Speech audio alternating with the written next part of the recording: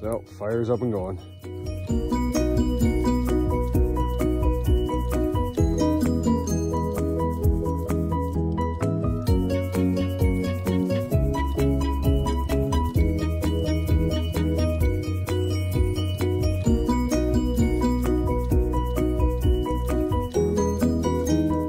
Alright, so, coffee. Water. Fire going for a little bit, got a decent little bed of embers going.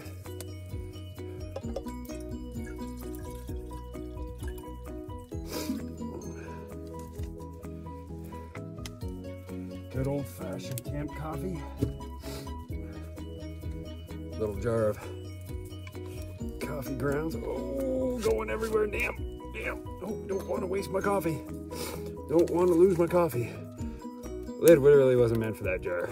So, good old-fashioned method of making camp coffee. You pour the coffee directly into the coffee cup. So there you go. All right, let me get the lid on. Handle up.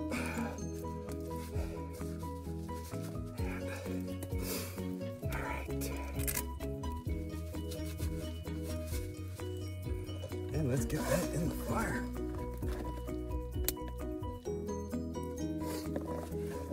Oh, right, beautiful. I got blankets down, I got tarp down, I got them on top of the foam pads that I brought. I wish that had been last week because, man, little man and I could have had a lot of fun. I got my food and everything here. I got my bag up there, I got lots of water. So next, I'm gonna take a look at bannoch two ways. So one, I'll try the fry pan. I got some butter here, grease it up, put the bannoch. I got a hot dog I'm gonna stick inside it, so kind of, you know, toting the whole, whatever you want to call it. Should be really tasty. The other that I've got in my pack is a metal rack, and I'm gonna put the tin foil on it, grease that bugger up, and then put another bannoch and hot dog on top of that. And we'll see how that goes. Kind of excited, to be honest.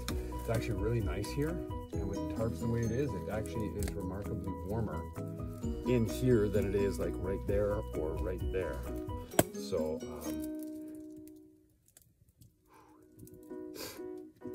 I'm looking forward to that coffee, to be honest. Kind of cool to be out here by myself. This is first time in a very long time to do something like this far out, this far removed.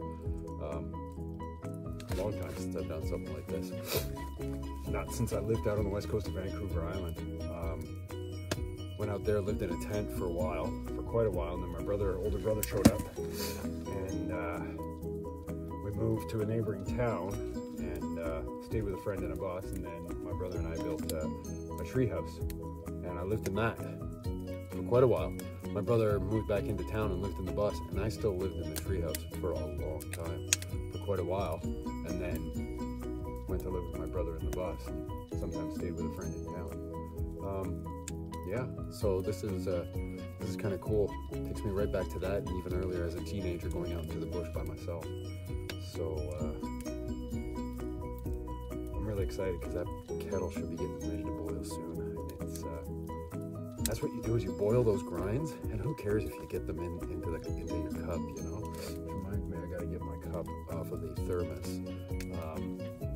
Opted not to bring hot chocolate this morning. I felt that was more something that was fun to give the kids. I didn't need it. I got my coffee, which is awesome. And I can always add a little bit of water it down, boil it again. So that's what I'm gonna do. I'm not gonna empty it out. I'm gonna use it a couple times today and then clean it out before I go. And it should be a really good day today. I'm enjoying this. I've got some firewood. The embers are burning down. They're really good, actually. Drying out some pieces around the sides, and one piece is actually ignited. I got a nice big log there that we were burning last time that I'll probably throw in as well towards. I want to stay here as long as possible. I don't have a lot of food, but I don't really need a lot of food. Like, I make a big thing of bannoch around a hot dog, and that'll be good, and then make another one later, right? So I'm gonna go with the fry pan first since it's out and my rack's in the backpack there. But I wanna show you something cool. Walking on the way out, I was sweating and it froze to my glasses. That's how cold it actually is out here. I'm actually grateful that I got the fire started, and I'm grateful for my little man lasting as long as he did last week and doing so very well. He really did. So build a little bit of resilience into that young lad. He surprises a lot of people, myself included. He's really quite amazing. All right, let's check on that coffee. See how it's going.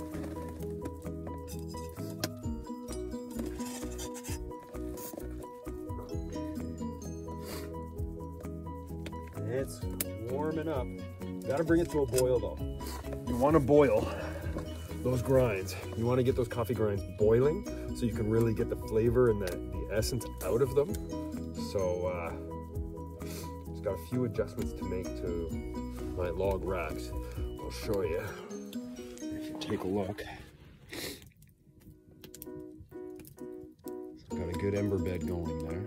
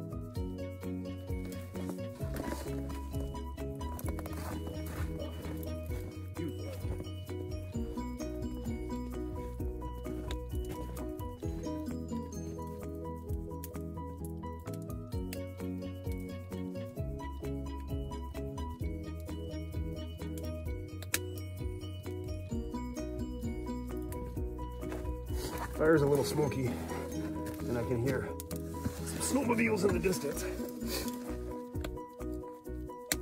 So I might let the fire die down after the bannoch. Don't really want nobody coming around and telling me, oh, you need a fire permit. And I know I need a fire permit, but they stopped selling them after December, I think.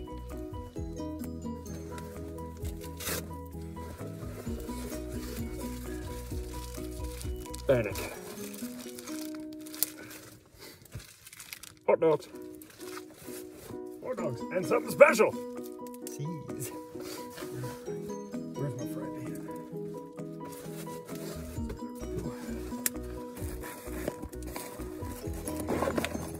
Get my spork.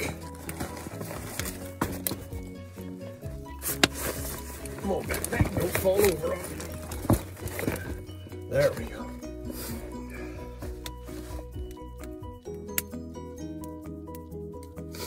Spork.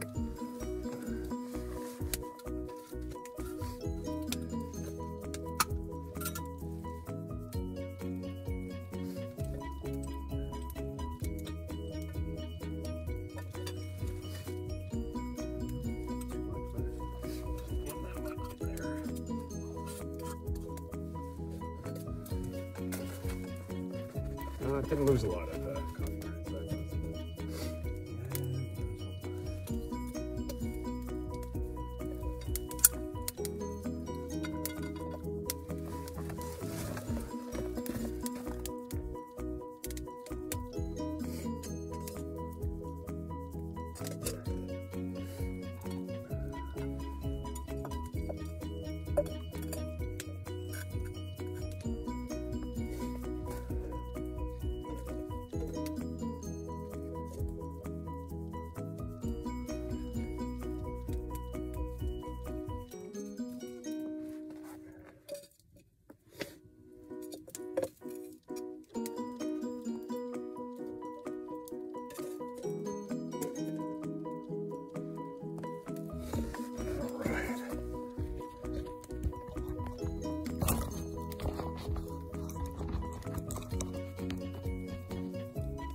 So, there we go.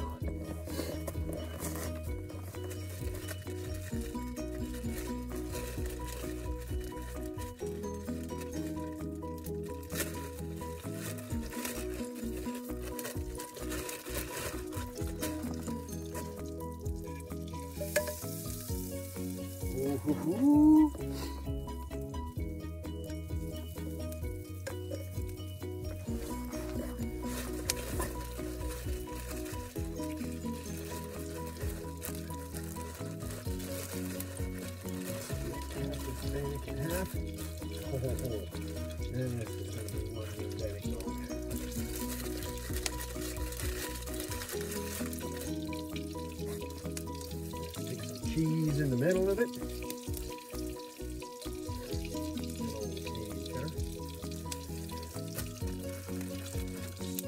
That's the bannock over top.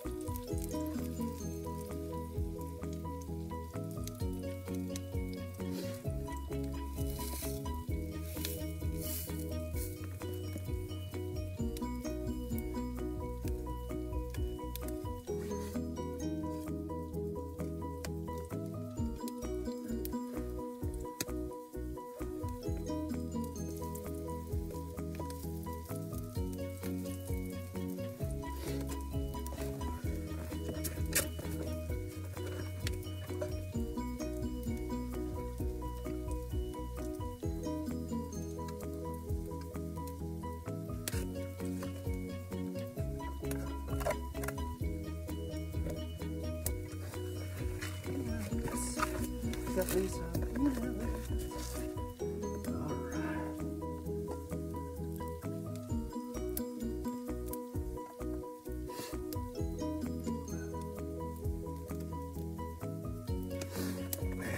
Got me some coffee.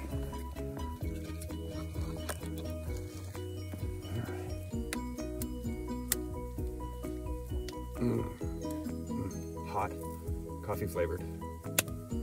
Some grinds. I'm good with it. All right, just gonna let this bannock cook. I'm gonna enjoy myself.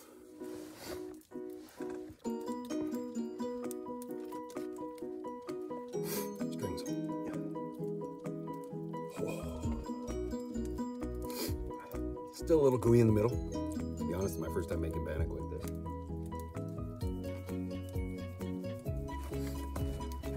Cheese, hot dough, and a hot dog.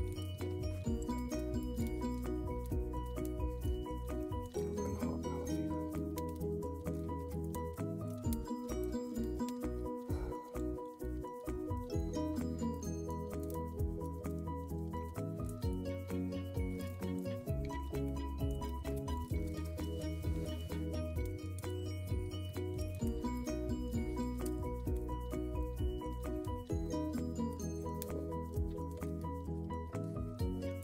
Really hot coffee.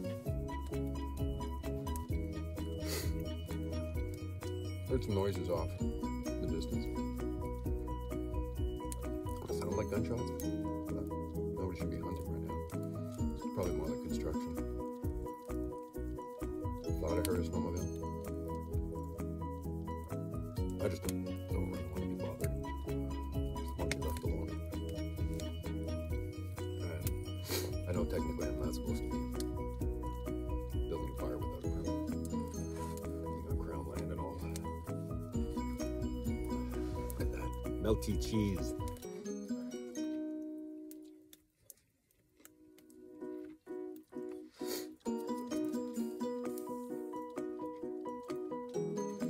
So one thing that I'm looking at, talking about with the missus, is I've got knives and stuff. Look at my glasses. They're there. Sorry, just wanted to make sure I didn't crack them or bust them or lose them. I got all these knives and hatchets and stuff, right? I got my favorite, my hunting knife. It's a big one. Every time we're out here, the missus is like, oh, do I have a knife I can use? Can I borrow a knife? Can I use a knife? I love loaning her my knife, but my knife, right? She needs one. she needs to have one for herself, right? That's cool.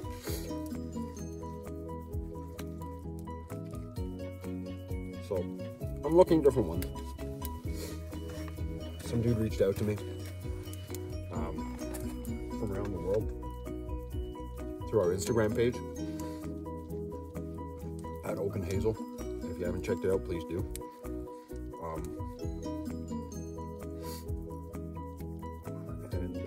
Offered up some cool models, but he's like, make an offer and I'll let you know, rather than, I'd rather somebody just tell me, you know, when I ask them in Canadian funds, how much is this? You know, so a really nice Damascus blade. As much as I would love a Damascus, I'll get one for the missus first. She deserves it. She really does. Putting up with me, and just for being the incredible mother and the incredible individual that she is. Incredible. Cheers, babe.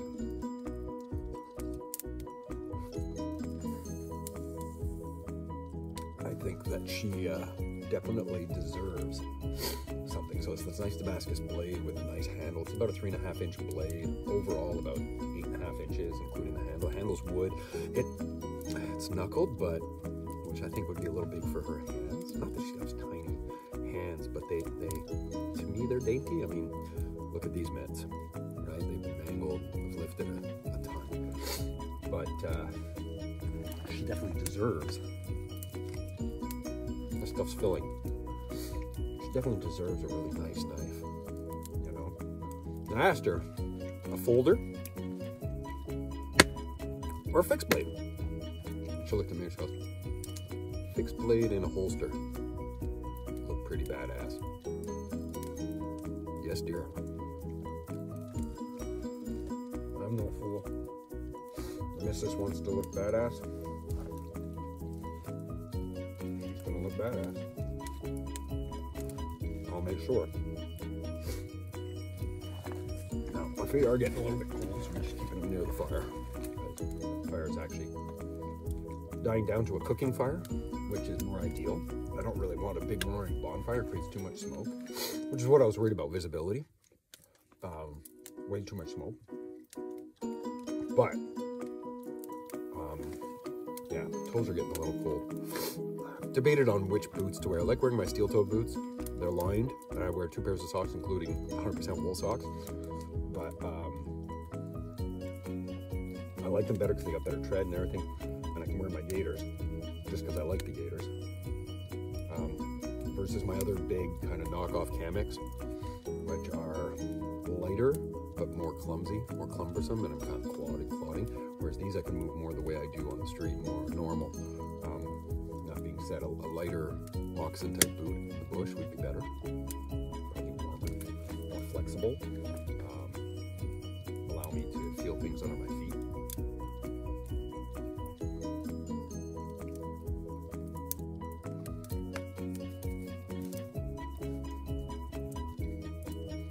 Peaceful here. Happy. I'm grateful for these elder trees that are surrounding me, letting us just hang out here. If this could be kind of a family getaway, this would be cool. We're on Crown land, but there is a limit to the amount of time you can spend. I looked it up.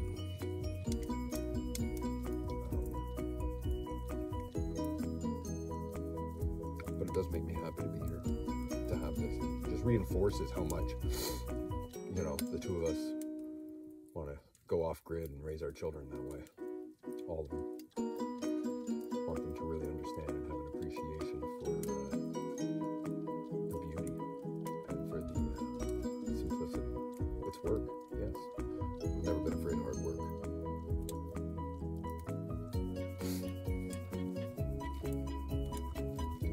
This is good.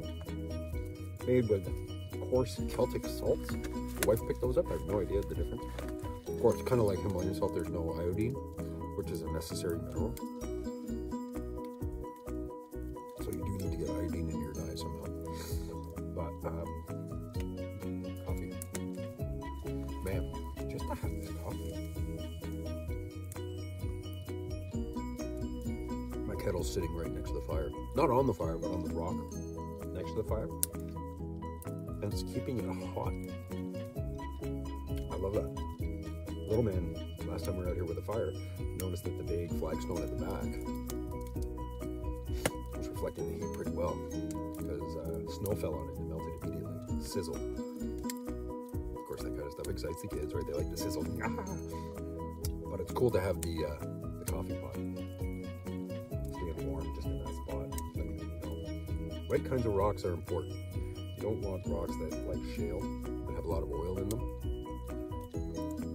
Because when fire gets close to that, that's what makes them blow up. People have talked about different things. Oh, it's river rocks, it's water. No, it's actually shale.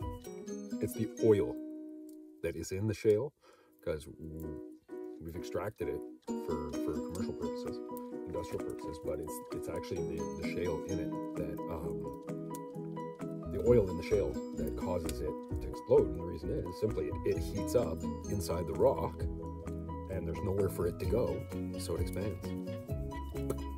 And hot bits of flying rock are like glass, man. So you never want to. You always want to make sure it's a heavier, more granite type of stone. Otherwise, quartz and stuff going through it, you know that there's no liquids that are going to cause any problems. A crack is one thing. An explosion is potentially fatal. So,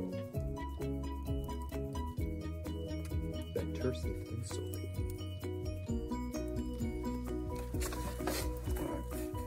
Gonna add a few pieces of wood to this fire, maybe one or two, and maybe get a little bit of work done. I am a little bit concerned about my drive out.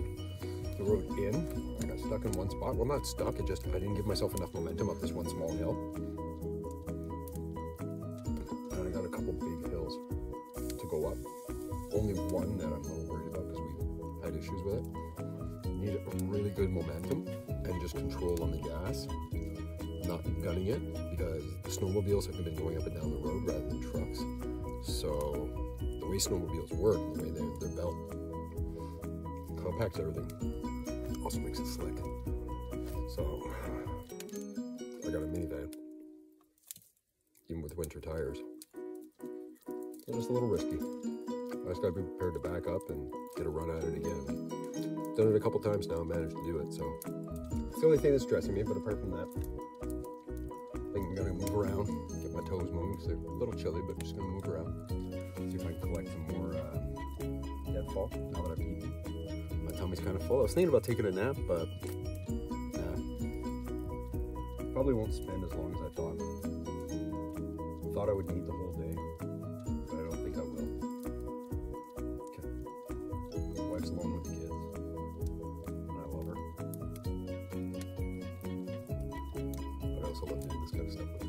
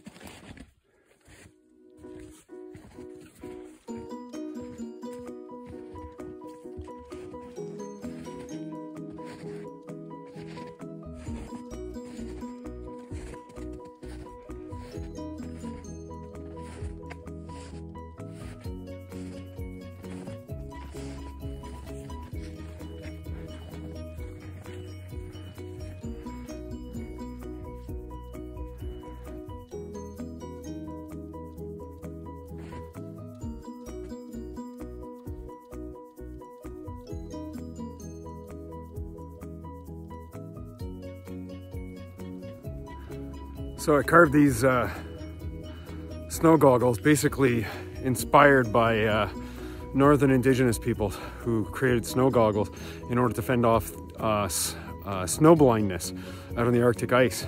And the principle is really simple and very effective, and it actually does work.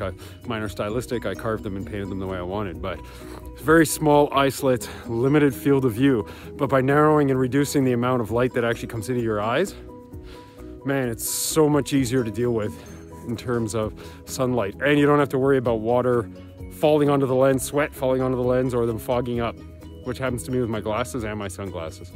So yeah, limited field of view, but when you're walking straight across a lake, how much do you really need to see?